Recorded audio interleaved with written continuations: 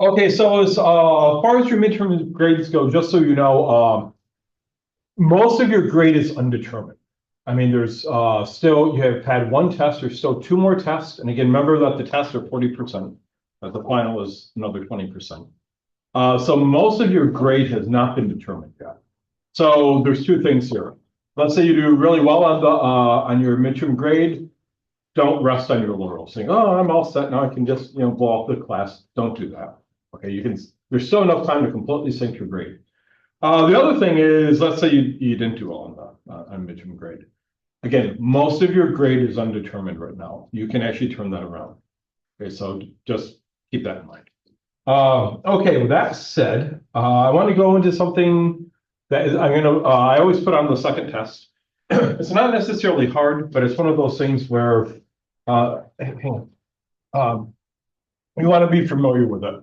And it looks a little tricky the first time we see it. I want to show you what to do with velocity dependent forces. So, how can you treat velocity dependent forces? So this is going to be a standard thing. We're going to find out. Hang on. So where this is going to be the classic example of this. Okay. Velocity. Is that showing up okay? Yeah, that's a lot of velocity dependent forces is air resistance.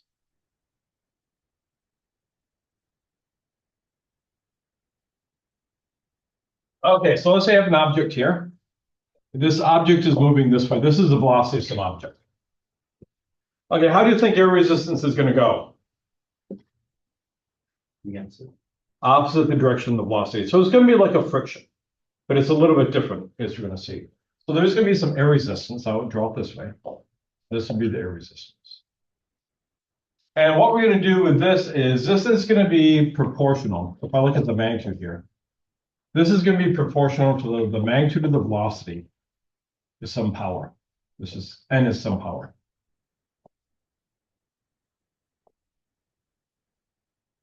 And what power do you think we're going to take it to be? It's usually a 1 or a 2 or a combination.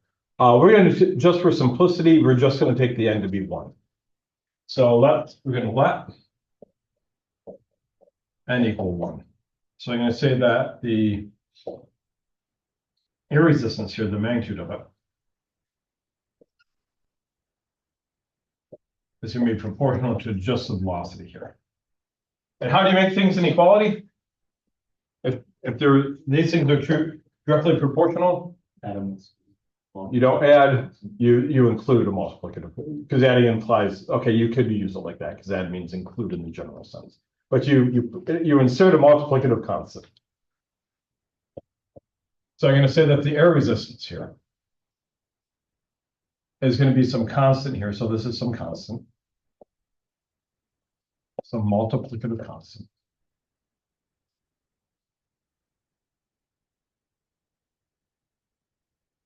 Here's my V, and it's going to be opposite the direction of V, so I put in a minus sign there.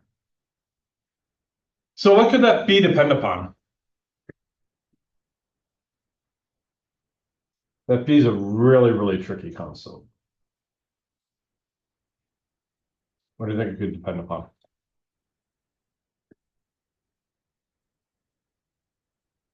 Well, the material you're going through. Let's say you're falling through air, there would be one value of B. If I'm falling through molasses, there's going to be a different value of B. This is going to depend on the medium you're falling through. Let's say I jump out of a plane and I jump out like this. Okay, that's one thing. Let's say I jump out of a plane and I basically lay my body flat like that. That's going to be a different value. So it's going to depend on the cross-sectional area of the object. It's going to depend on the medium you're falling through. It depends on a lot of stuff. So this B is a complicated function that varies from object to object.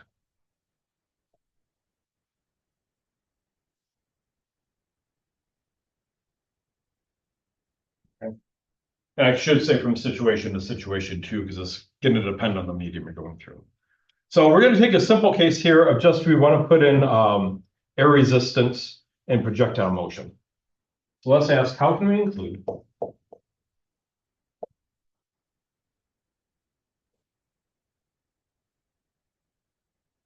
air resistance and projectile motion?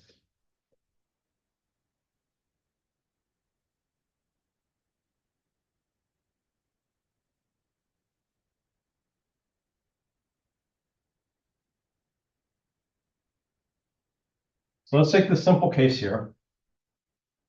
Take the simple case of dropping an object.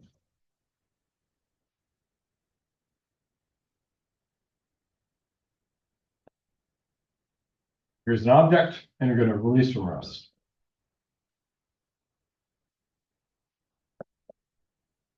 And I want to find the velocity as a function of time. And I want to include air resistance. Okay, you are pros at this. You tell me what to do. Yes. How do you know to do this? Resistance is a force. Okay, air resistance is a force. What's the dumb way that you can almost always answer for this class? It doesn't hurt. You just put in a free body. If I have no clue what to do with something, just start with a free body diagram. It may not help, but it's usually not going to hurt.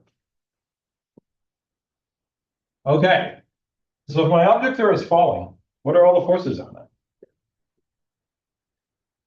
The object's weight. Now what are we putting in? Air resistance. And if the object is falling this way, so you can take that to be positive, air resistance has to go other direction. So this is going to be my air resistance, and this is going to be this BV. Okay. Now what?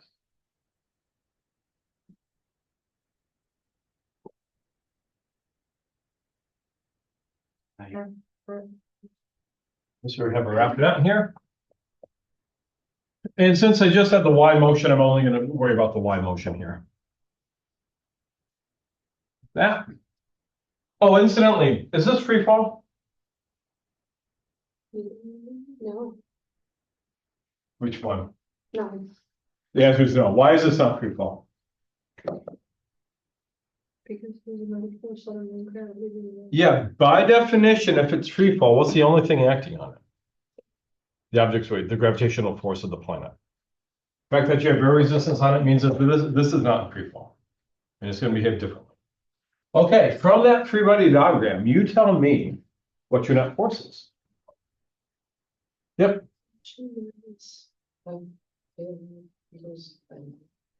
Sounds perfect. So we have our mg minus bv equals ma.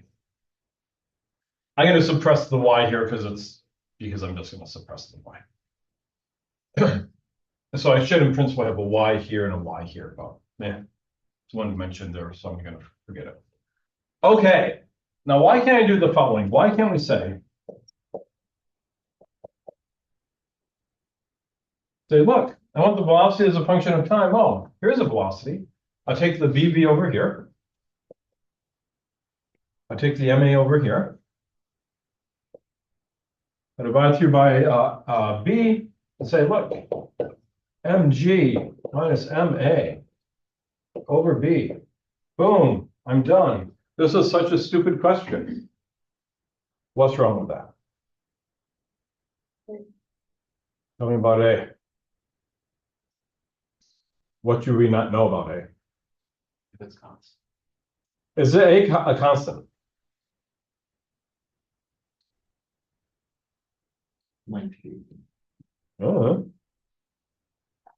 So is A a constant? And then I heard minus G. Okay. Let's deal with the minus G. Can A equal minus G? And go up here and tell me this. Is A equal minus G?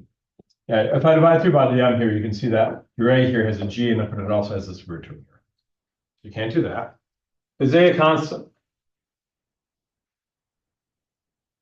Again, let's go back here. Yes. Okay. Is A a constant? Yeah. Everyone agree? Yes? Tell me why the answer is no.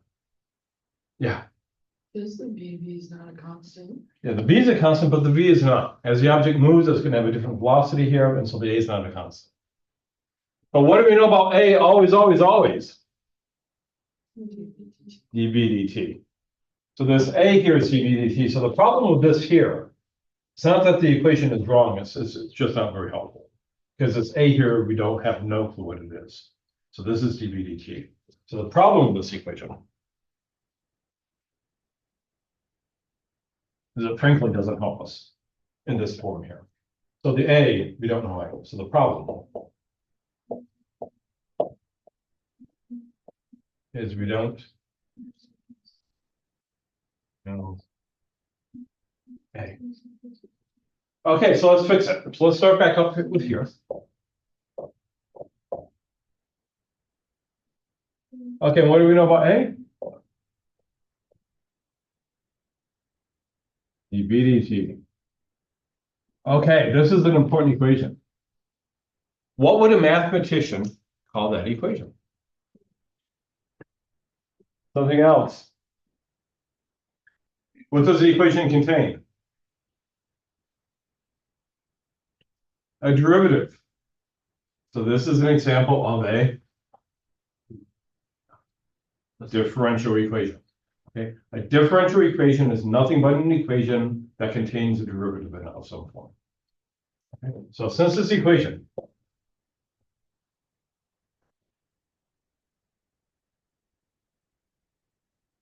contains a derivative, it is a differential equation.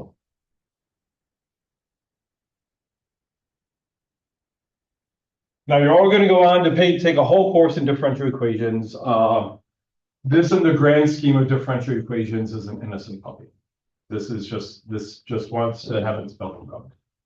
What we're going to do is we want to have an equation that we will only have equations that will have a certain way of solving them. And I want to show you today how you go about solving this equation here. Okay, so I want to classify the order of this. Differential equations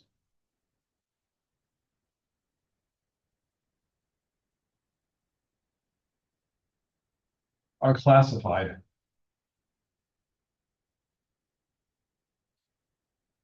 by their order. Okay, they're classified by other things too, but I don't want to go into what the other things are because it's a little esoteric to this level. Okay, anyone know what the order of a differential equation is? Li.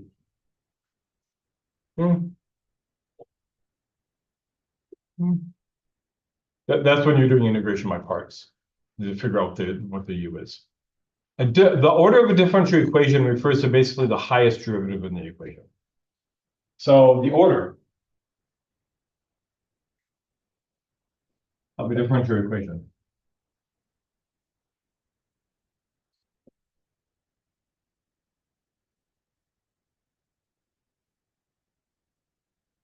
is the highest derivative in the equation.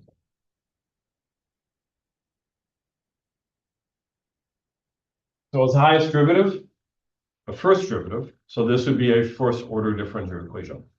In this case here, in this case, the highest derivative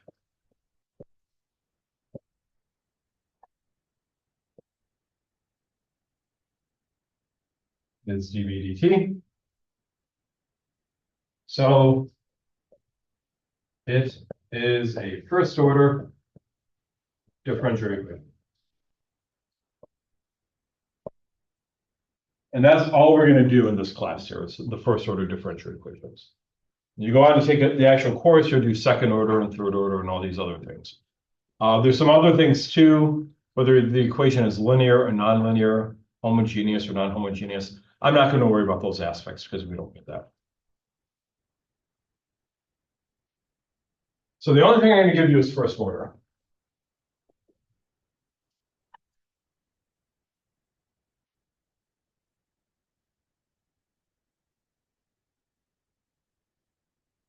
Okay, so in order to solve this first order differential equation,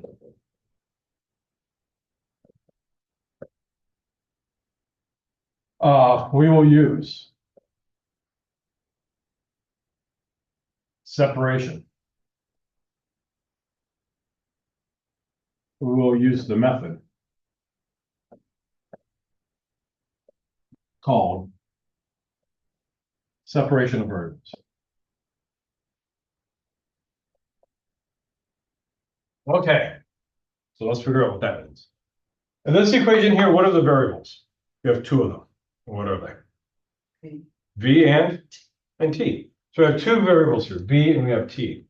When you do separation of variables, you get all the one variable on one side, all the other variables on the other side, the differentials you want in the numerator.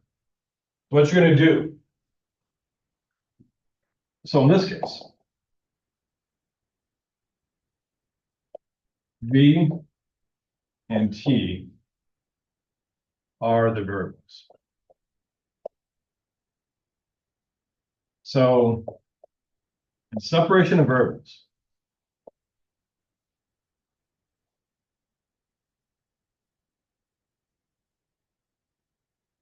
we write the equation as I'm going to have basically V stuff here times dV, and then I'm going to have T stuff times dt. So I want some stuff here. The only thing contained is V, and then I'm going to multiply that by dV. Then I'm going to have some stuff here, doesn't matter what it is. It's only going to contain T. And I'm going to multiply that by dt. And so this is why it's called separation of variables, because I've separated my variables. And in that form there, what do you think you're then going to do? You're going to integrate. So you're going to go like this. This will go from some V initial to V. This will go from 0 to T. So that's how we're going to solve it. Does that make sense? Okay. We're going to see we're going to see this method a lot. And next semester, for those of you taking the second semester, we're going to do this quite a bit as well. We're going to do it when we have a circuit called an RC circuit. We're going to charge up our RC circuit. We're going to get that equation. We're going to discharge it. We're going to get that equation. We're going to have an LR circuit where L is an inductor. So we're going to have an LR circuit. Hey, we're going to charge it. We're going to get that equation. We're going to discharge it. Hey, we're going to get that equation. So we're going to, and then we're going to send things into magnetic fields. And we're going to get that equation. So we're going to see that a lot. That's your bestest round. Okay, so you tell me how to solve this. It's actually the first step, which is actually the hardest part. So let's apply this technique to here.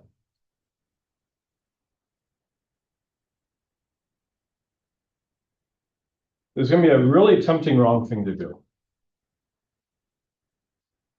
Okay. I'll give you a hint on what we're going to do first, and then I want to show you the tempting wrong thing. I'm going to start with what we should do first. Okay, because I've done this a bazillion times, I know the best way to do this. I'm going to take that equation and multiply it by dt. So if I multiply both sides by dt here, what do I get?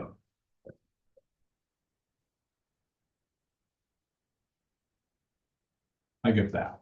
So all I've done is taken this whole thing, multiplied it by dt. They cancel here, and you get this here. My wife's a mathematician, a very good mathematician. When I showed her that, what I do with that, her response was, "You know that makes no sense." Then I showed her a way of looking at it, and she went, "Oh, well, that's better." Okay, well, that's fine. Okay, so now what? How can I now get t's on one side only, and then v's on the other side only, and have my dt and my dv in the top? distribute your DT. Something easier? Divide by the. Yeah, if I want this dt by itself, and this term here contains a v, if I want to get rid of it, I'm just going to take this mess and take it to the other side. Then I'm done. So what do I have? If I divide everything through by this, and this side they cancel, so this gives me dt. And then what do I have on this side? M over mg minus bv dv. So this is basically, this is v stuff times dv. Hey, and what's your t stuff here? It's just, DT. it's just your dt, and your t stuff is just one. So that's fine. So our variables are separated. Okay, don't write this part down. I want to show you the most common mistake people make.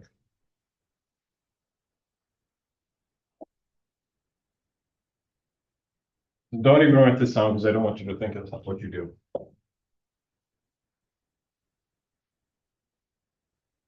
What do you think the most common mistake you're going to see with this? Yeah, you're going to think, oh, if I have to get all the v's by itself, well, here's a v and here's a v. I'll take this over here. Okay, mg equals m dv dt plus bv. There, I got all my v's on one side. Oh, almost. Now I have to get rid of this dt, so what do? Multiply by dt, and so you have mg dt equals m dv plus bv. I'll see that all the time. Okay, where did that fall apart? Usually it's multiplied by DT. Yeah, so the algebra here is perfectly fine. But the problem is that if you wanted to multiply by dt, you'd have to multiply the entire thing by dt. And then you get this. Okay, and then are my v's and t separated? They're not. So it's not separated. So don't do this. I'll see this all the time. So we're going to do this stuff. We're going to do this stuff here. Okay. What's the next step after I have my variable separated? Integrate.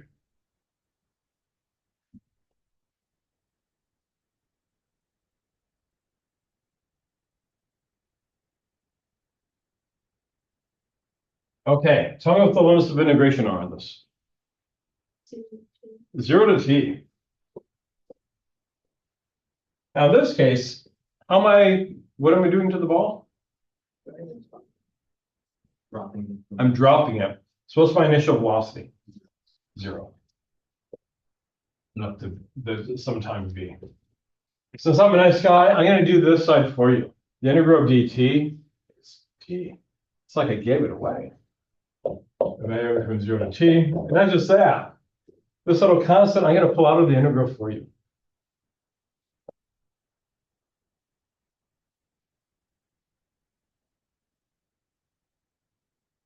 Okay. So this gives me t equals m. What's that integral? What does it smell like, first of all? LN. Tell me what it smells like an ln, that's correct. Is your B top of your B's on the bottom? Yeah, but dv here and a v in the bottom, it looks like a it looks like a dx over x. That smells like a logarithm. So we'd expect some sort of logarithm here, log. Okay. A log of what? A natural log of what? It's gonna be the bottom.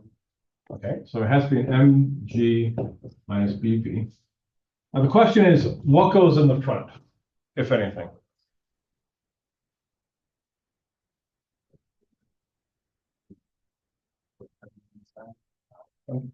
You tell me what to put in there. And then we're going to check it, because what can you always do with an integral, and you always should? You always check it.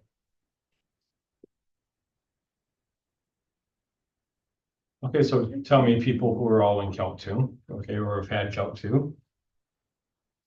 This is about as basic as it gets.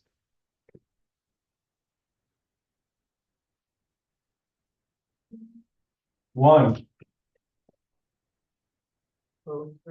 Over. What? Tell me why it can't be a V. Yes, you do. What can you always do with an integral? Oh, You can always check it. it's If I had a velocity here, then a velocity here, what would then happen if I differentiated this? I'd have to use a product rule. And I'd end up with two terms, which is not this. So that doesn't work. It's negative B. Okay, I'm hearing a claim of minus B. Good claim, bad claim. Oh, why? What? Why? Why? Well, let's check it. Let's check this. Put it over here.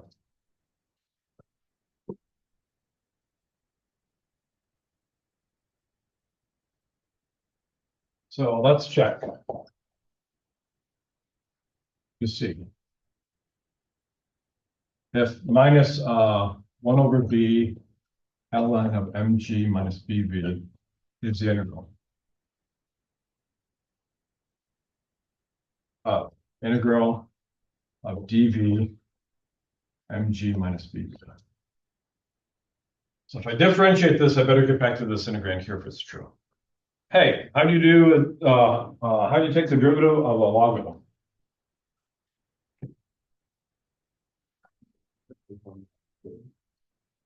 What's inside it on top. So you take the argument here and Put it in the denominator. denominator. So you have this minus b, it's just a constant that comes along for the right.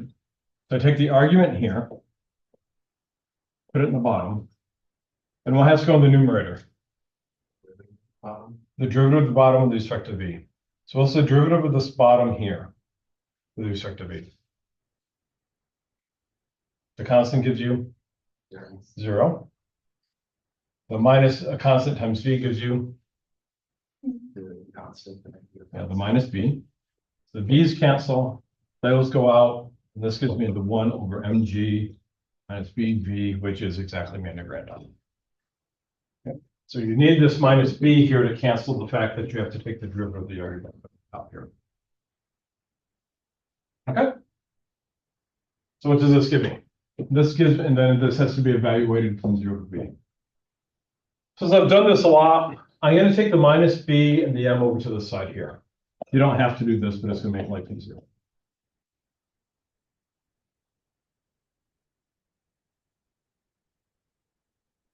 Okay. So now what do we get? What does this mean here?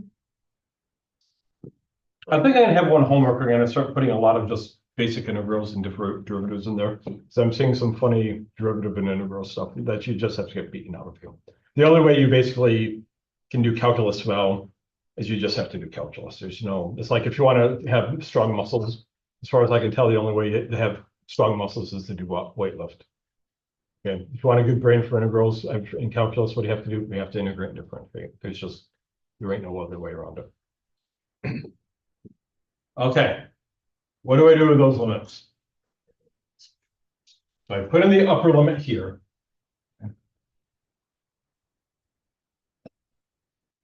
Okay, I'm getting this a lot. A lot of people, they put in the v here. What am I getting for this? V. I'm getting a lot of v squareds. Don't do that. This means that wherever you see this v here, you put in this value here. So if I put in v here, I just get this v here. I don't get v squared. I just get v. Now, that's going to be a very common mistake here. Can I leave my answer like that? No. How come? Because you have it, how I know. The lower limit contributes here. So if I put in a 0 here, then what do I get? Then I get minus, because you always subtract the lower limit, ln of mg.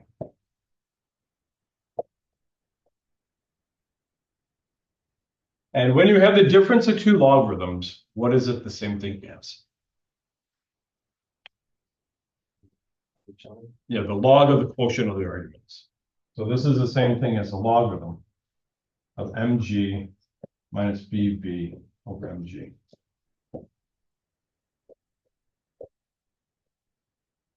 Let me ask you a question before I go on a little bit further. Are you at Taylor expansions yet in Calc 2? Taking another week, we'll get there. Okay, I'll come back to this point later on. Okay. Just so you know, your Taylor expansion is your bestest friend ever. If you have no clue what to do, usually in upper level physics or in engineering, take a Taylor expansion. It's not going to hurt, and people will think you're smart. Like, well, wow. They took a Taylor expansion. Okay, the number of times you have to use a Taylor expansion in physics and engineering is absolutely phenomenal.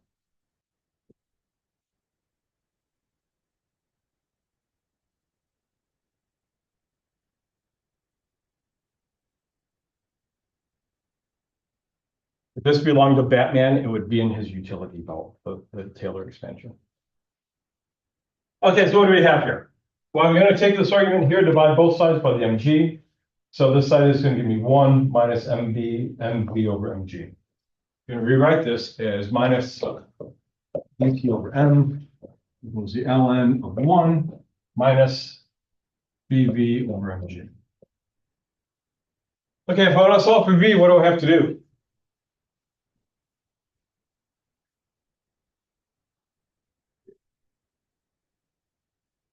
Myself. How do I get it by itself? I'm so sorry. Bring the other side to power of u, like u to the power of. You exponentiate both sides. So if you exponentiate both sides, you e to the minus bt over m equals 1 minus bv over mg. I'm going to take this over here and this over here.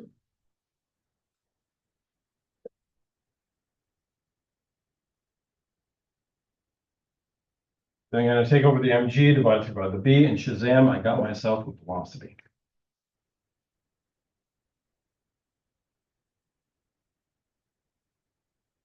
Boom. Okay. We're going to see that all the time next semester. And so that's actually an involved calculation. Let's graph it. Okay, any questions with how this works? You set up your F equals MA problem. And then basically we have to use separation of variables and just be really, really careful with the calculus. Again, I think I told you at the beginning of the semester in grad school, one of my professors said that you have to be 30 to be able to differentiate and 50 to be able to integrate. And I think he has the correct idea, it's just I think he has the ages wrong. I think you might have to be closer to like 70 or 80 to be able to differentiate well. Because you don't, these people get out of high school, they can differentiate a polynomial. They're so cute. Oh, you're so cute. And then integration, I think actually, when you finally learn how to integrate, then you die.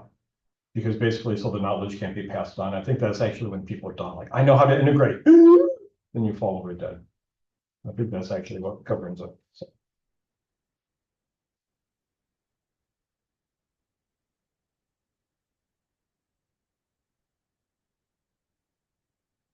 And freshmen are so cute, they've had calculus, and I know calculus because I can differentiate a polynomial and a sine. Oh, they're so cute. Okay.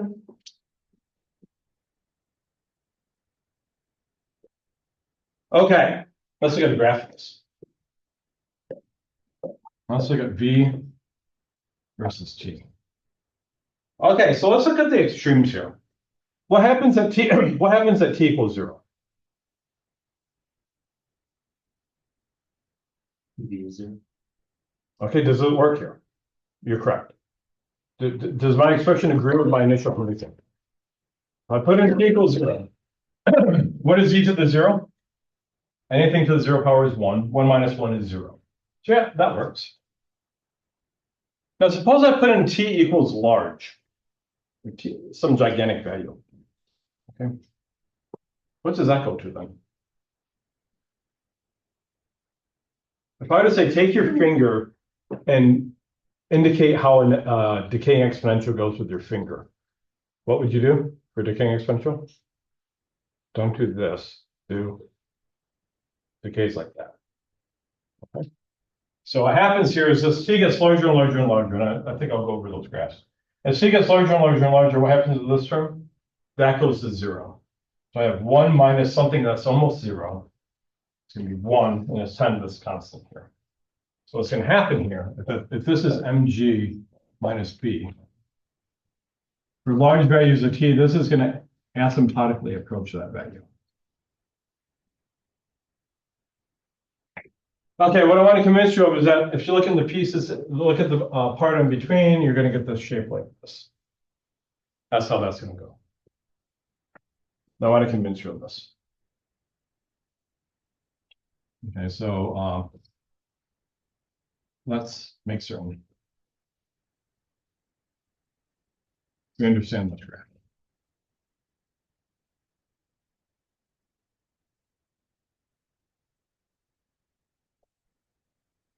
So just, okay, so next semester, when we actually start charging capacitors, when we charge a capacitor, we're gonna have the charge on a capacitor versus time. This is how the charge on a capacitor is gonna be time. We're also gonna have something called an inductor. We're gonna charge the inductor, so we're gonna look at the current through the inductor versus time. This is how the current through the inductor will go over time. Okay. So let's go through and do this. I wanna look at these individual pieces here. So suppose I say graph the function 1. How does 1 look? It's flat. There's only one way to be 1. Right, this is 1. Now suppose I say on here, on the same graph the decaying exponential. So if I say graph this e to the minus bt over m piece, what does that look like?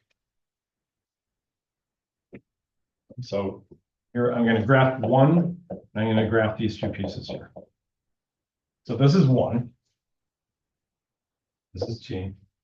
The decaying exponentials go like this. That's what a decaying exponential does. And what happens if I subtract these two?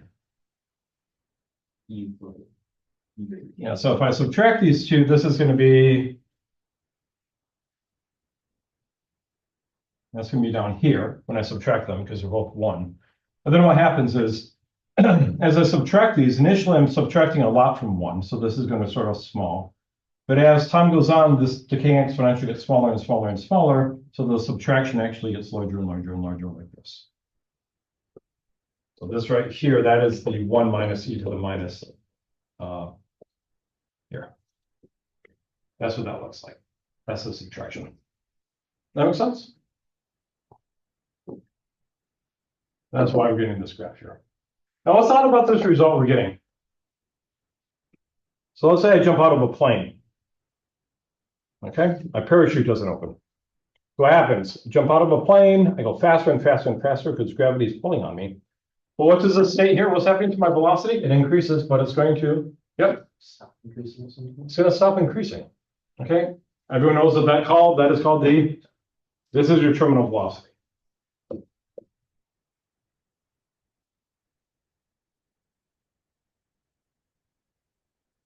And that is actually known for people. It's going to vary from person to person with the mass and stuff like that. But if you put in the generic mass for somebody and generic values of B, this is known. I don't know what the value is, but you can look it up.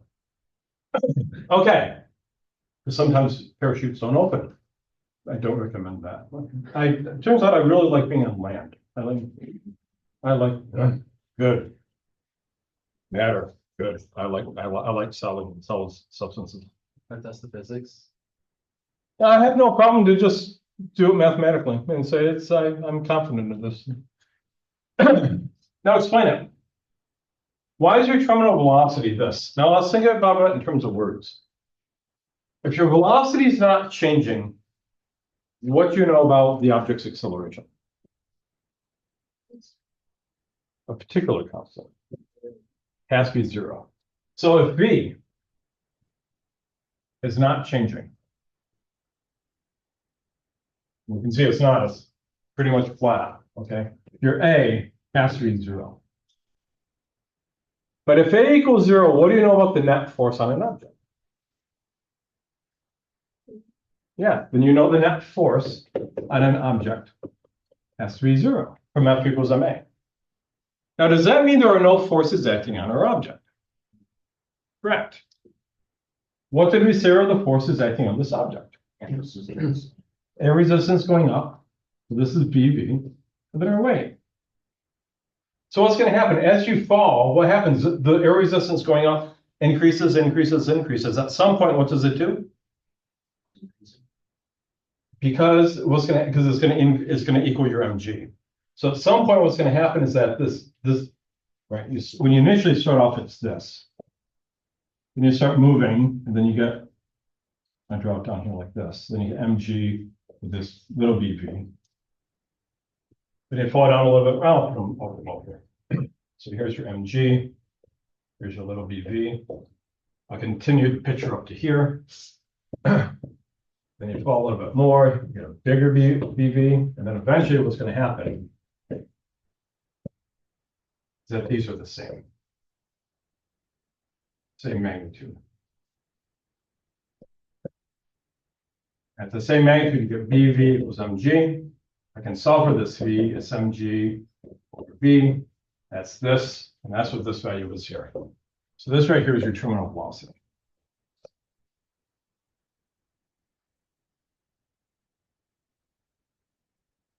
And that's how that works. That's kind of slow. Question to that? Make sense? Yep, good.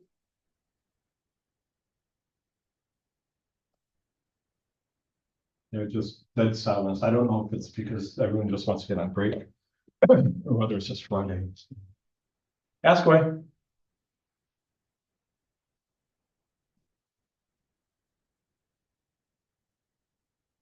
Okay, let's do a little review, just a little exercise in kind of these separation of variables things.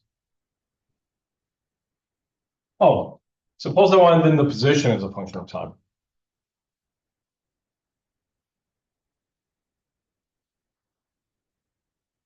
You want quantitative or qualitative graph? Just tell me how to set it up. Okay, now you have the, so you just need to. Okay, so we have our v, which is this mg over b, 1 minus e minus bt over m. If I wanted to find x as a function, what would you now do? V equals x d over dt. Okay, so our v is dx dt. What would I do?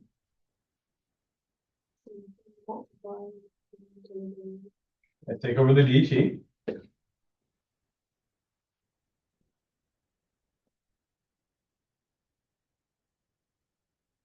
Then you hit integrate. Okay. This going from 0 to t, this going from some x and off of x. I won't worry about it. The velocity is more important. That's how you do that. So notice our problems are actually becoming a lot more sophisticated. We're starting to actually be able to do actually realistic things. Questions? How does this affect projectile motion? In other words, let's do it in terms of 2D.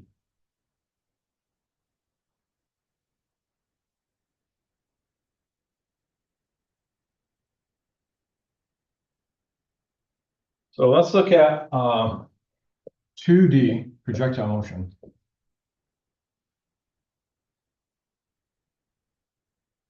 With air resistance.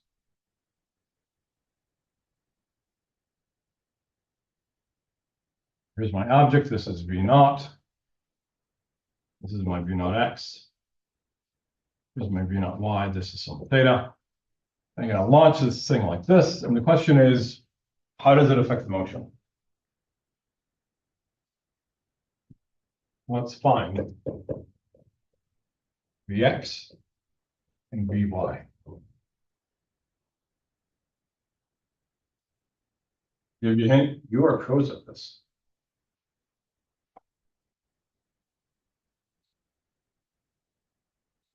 Where do we start? Rating. Where do we start? Free body diagram. Okay, so if I have like an arrow, launch it like this, or a baseball, don't matter what it is, but I'm going to put in air resistance. Okay. What are all the, let's say it's moving this way. Okay, what are all the forces acting on my body? Gravity. In the object's weight, always acting straight down.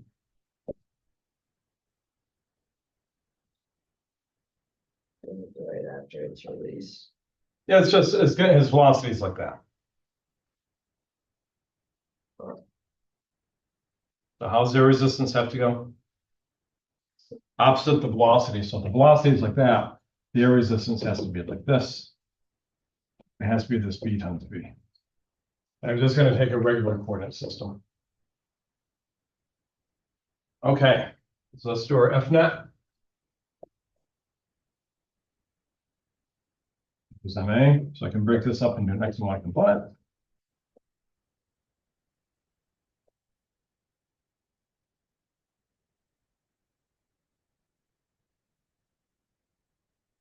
Okay, from that free body diagram, what are all the forces in the X direction? Negative F IR and X. Okay, so what am I gonna do with this? Everything you said, let's just break it up and then we'll do exactly what you said. What am I gonna do with this force vector here? Bring Break it into components. So this is gonna be my BVY, and here's my BVX. So from that free body diagram, what is my net force in the X direction? It's gonna be minus because the objects are gonna take this to be positive and this to be positive. So this is gonna become minus BVX equals MAX. And what is my net force in the Y direction? And Minus MG minus BVY equals MAY. And let's, since we're running out of time, let's take our X equation. We won't finish it. Okay, not enough. Just before break, I'm not going to keep you long, so I'll let you go one time. But I don't think we're going to do both parts. We'll finish it up on Wednesday. Obviously, there's again no lab on break. So let's do this guy here. You tell me how to solve it. You're pros at this. I want to solve for the velocity as a function of time. Exactly. So this is going to be my dVx dt. And how am I going to solve that for velocity in the X direction? Okay, I'll take my dt to the other side.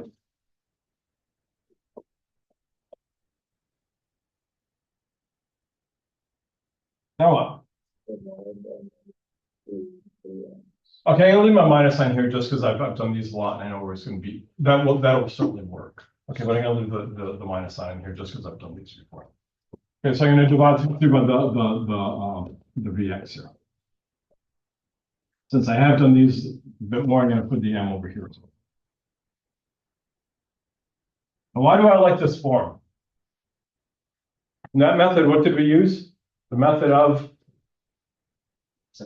separation of variables. I like this because all my V's are on this side, all my T's are on this side, and my DT and my DV are up in the numerators. What are we going to do next? Integrate these. Okay, what am I time on? I'll put in the limits and we'll figure out what this will be on Wednesday. The limits are on T 0 to T. What are they on the Vx? V naught X to Vx. Okay. We'll leave it there and hold your breath and we'll find out what that equals on Wednesday after break. Enjoy your break. Try to get some rest if you can.